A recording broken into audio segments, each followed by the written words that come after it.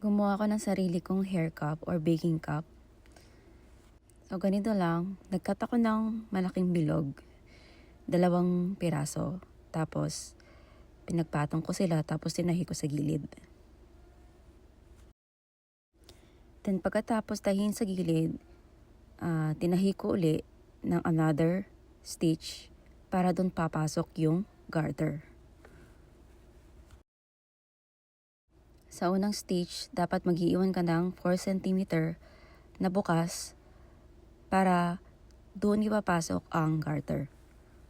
Sa second stitch ay tatahiin mo lahat palibot.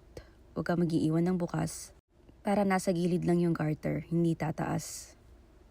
Then sinusukat ko siya kung kasya sa ulo ko, kung mahigpit or maluwag. Mukha ko ng sarili kong cup para sakop lahat ng ulo ko. Kasi pag bumibili ako ng cup, hindi nagkakasya sa ulo ko, kaya gumawa na lang ang sarili ko.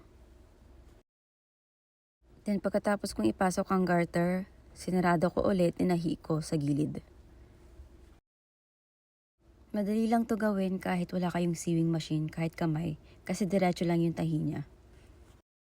Sana i-try nyo. Thank you for watching. Bye!